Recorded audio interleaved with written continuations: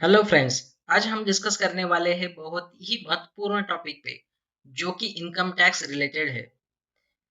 बहुत सारे लोगों को इनकम टैक्स के बारे में बहुत सारे सवाल रहते हैं, जैसे इनकम टैक्स आखिर है क्या, किन लोगों को इनकम टैक्स फाइल करना पड़ता है, इनकम टैक्स रिटर्न क्या है, इनकम टैक्स रिटर्न कहाँ फाइल करना पड़ता है, क्यों फाइल करना पड़ता है। इन सारे सवालों का आज हम वन बाय वन सॉल्यूशन इस वीडियो में बताने वाले हैं, और वो भी बहुत ही आसान शब्दों में। तो बने रहे अपने चैनल पे जिसका नाम है लर्न फॉर टैक्स। तो हम सबसे पहले देखते हैं कि इनकम टैक्स क्या है। Income tax direct tax category पे आता है और इंडियन सिटीजन को अपने एनुअल इनकम पे भरना पड़ता है। जो भी इंडिया में कमाता है उसे इनकम टैक्स भरना पड़ता है, जो कि रेसिडेंट्स और नॉन रेसिडेंट्स जो भी है उनको भरना पड़ता है। हमें अपने इनकम का कुछ हिस्सा गवर्नमेंट को देना पड़ता है, वही इनकम टैक्स होता है।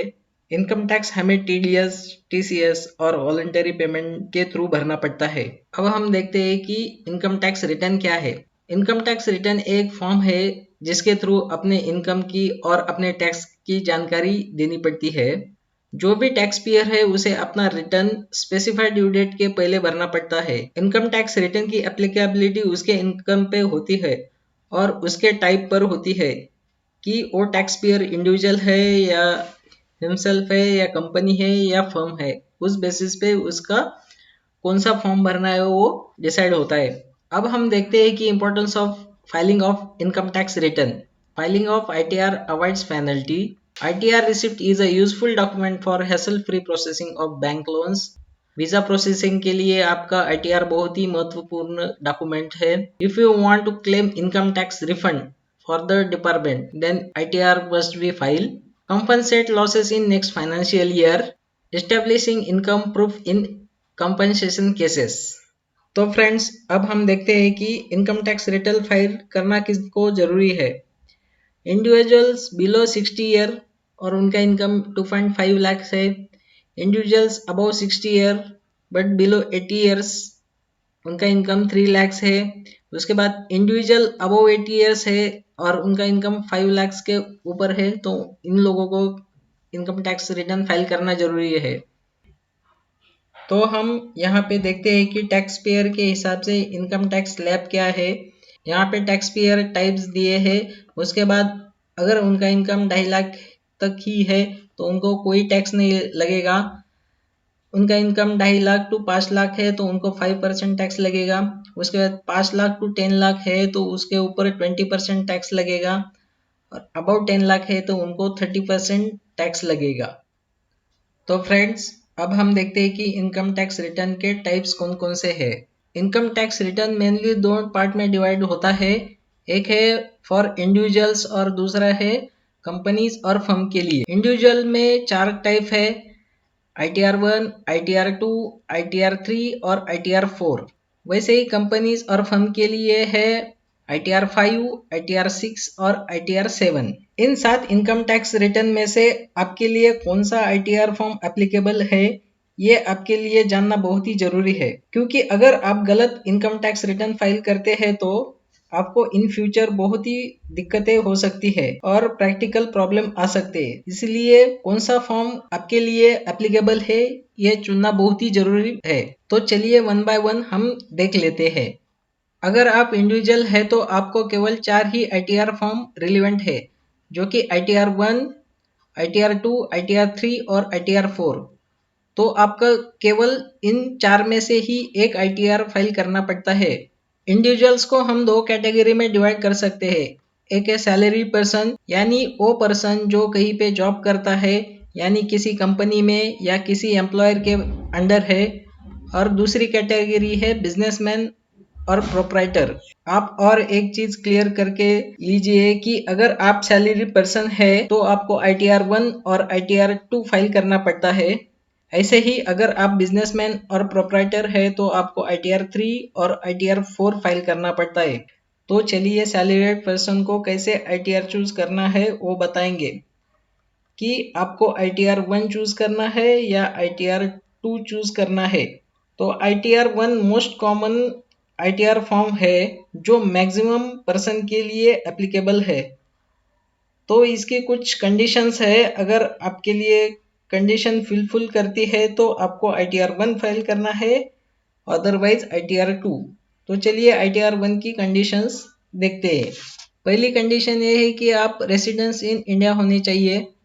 दूसरी, आपका total income less than 50 lakh होना चाहिए। उसके बाद आपका इनकम ऑफ सोर्स इनमें से ही होना चाहिए, जैसे कि इनकम फ्रॉम सैलरी से होना चाहिए। उसके बाद income from one house property होना चाहिए। अगर आपका इनकम वन के अलावा होता है तो आपको ITR 1 एप्लीकेबल नहीं है। उसके बाद इनकम फ्रॉम अदर सोर्स, जैसे इंटरेस्ट है, FD के ऊपर का इंटरेस्ट है, वो अदर सोर्स ऑफ इनकम में आता है।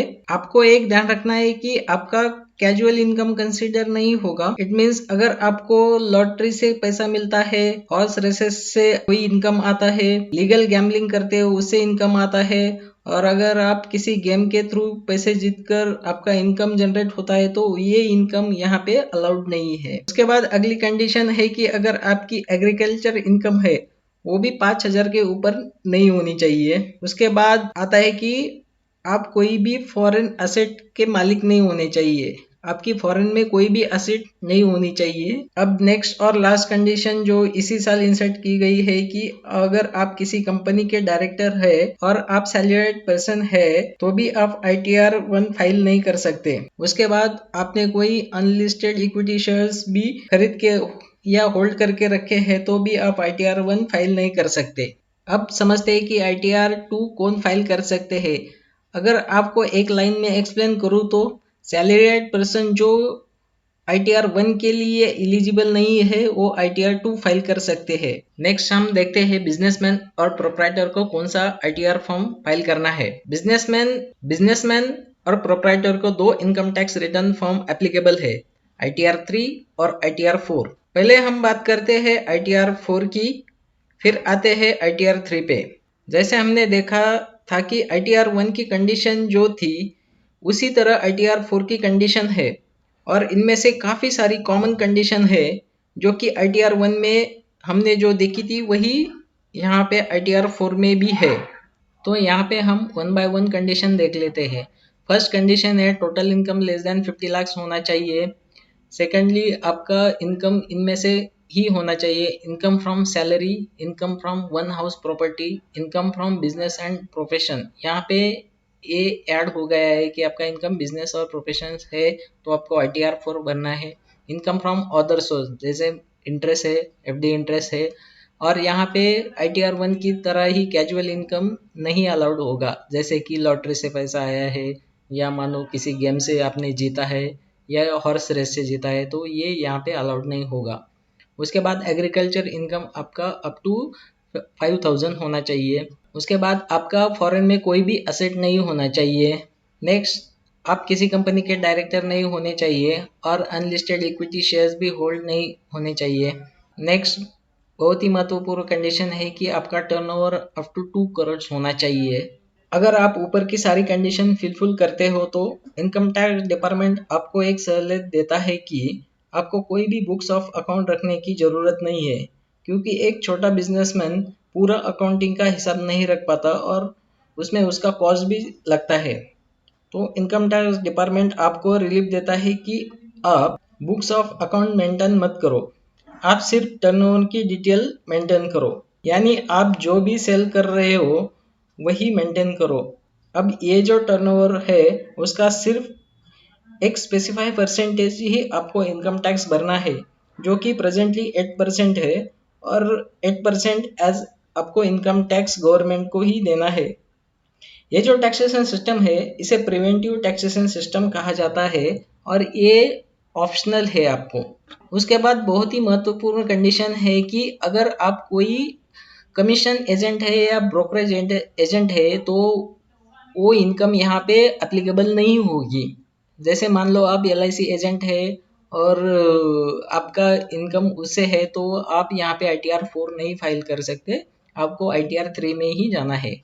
अगर आपको एक लाइन में एक्सप्लेन करूँ तो सैलरीड पर्सन जो ITR 4 के लिए एलिजिबल नहीं है वो ITR 3 फाइल कर सकते हैं। तो फ्रेंड्स, नेक्स्ट हम आते हैं कि कंपनीज एंड फर्म के लिए कौन से इनकम टैक्स रिटर्न्स एप्लीकेबल है। तो यहाँ पे कंपनीज एंड फर्म के लिए ITR 5, ITR 6 और ITR 7 एप्लीकेबल है। ITR 5 फर्म्स, LLPs, APOs और BO के लिए एप्लीकेबल है। उसके बाद ITR 6 companies not claiming exemption under section 11 उनको एप्लीकेबल है, और ITR 7 उन कंपनीज के लिए और पर्सन के लिए है जो सेक्शन 139(4)A में, 139(4)B, 139(4)C और 139(4)D के अंडर आते हैं। तो फ्रेंड्स, इस वीडियो की इन्फॉर्मेशन आपको अच्छी लगे, इम्पोर्टेंट लगे तो प्लीज़ सब्सक्राइब करें और लाइक करें।